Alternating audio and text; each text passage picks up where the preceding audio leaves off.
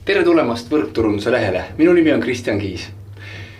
Milliste mõtetega lõpetad sina oma äripäeva ja kuidas on läinud? Milline on see tagasiside? Milline on see tunne, mis sinul on siis sellest päevast jäänud? Millised on need mõtted järgmisesse päeva? Ja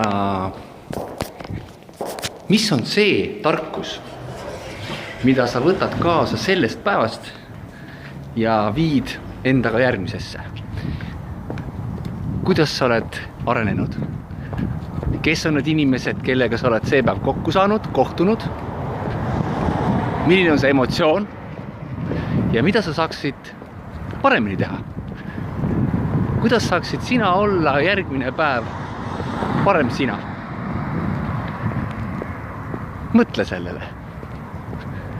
Ja kui sa täna ei teinud midagi või siis sa tegid, aga oleks võinud teha enam, siis mis siis, kui neid hirme ei oleks? Mida sa siis oleks teisiti teinud?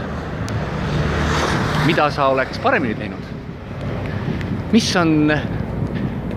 siis oleks, kui neid hirme ei oleks? Mis sa teinud oleks? Ja kui sa mõtled suuremalt, siis mis on need tegevused, mida sa siis oleks teinud aasta jooksul või poole aasta jooksul? Ja mis on see lihtne tegevus, mida sa saad kohe kodu minnes teha? Kas või ühe kõne sõbrale. Tšau, ma lihtsalt helistasin sulle. Väike ülesande endale. Teha üks kõne tuttavale. Aitäh sulle ja tšau. Kuid see kõne on tehtud. Kuidas sa ennast siis tunneksid?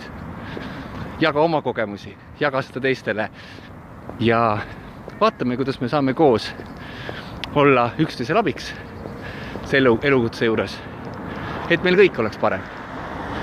Minu soov sulle on, et ka sina sooviksid saada professionaalseks võrkturundajaks, sest et meil on parem tulevik. Nüüd lähme ja räägime sellest tervele maailmale. Mina tänan.